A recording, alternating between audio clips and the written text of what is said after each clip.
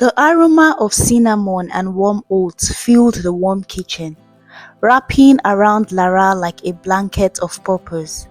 She stood by the oven, apron dusted with flour, arms sore but steady. At 20, Lara had baked hundreds of muffins, but this batch was different. These muffins had a mission. 2 months earlier, she had spent a week in the hospital after a silent, creeping sickle cell crisis took her by surprise.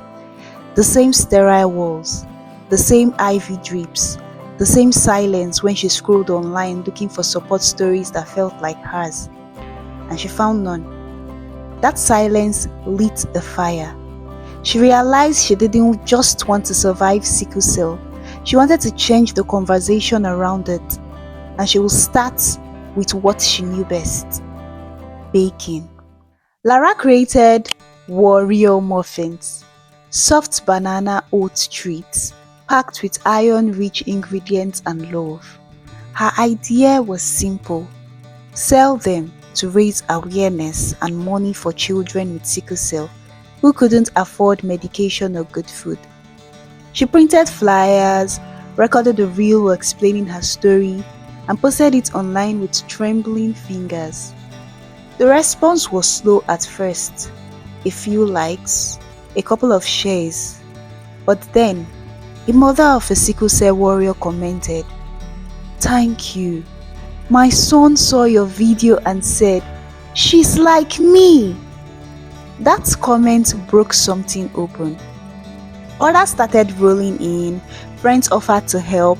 A local clinic asked her to speak about sickle cell nutrition. For the first time, her kitchen became more than a refuge, it became a platform. But the road was not smooth.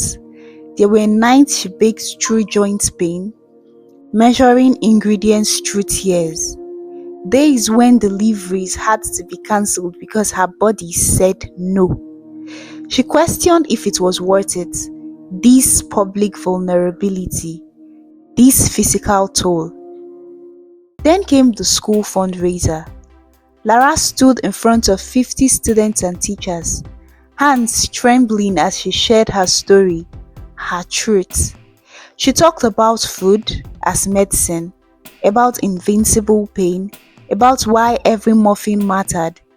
When she finished, the room was silent. And then, they clapped.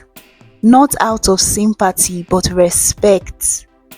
That day, she sold out in 20 minutes.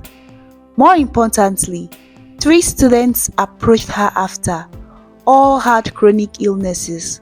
All had felt alone. Now they didn't. Lara realized that advocacy wasn't about being perfect. It was about being present, about using what you have, even if it is just a batch of muffins and your story. And so, baking for a cause wasn't just campaign. It was her calling. Because Lara wasn't just baking anymore.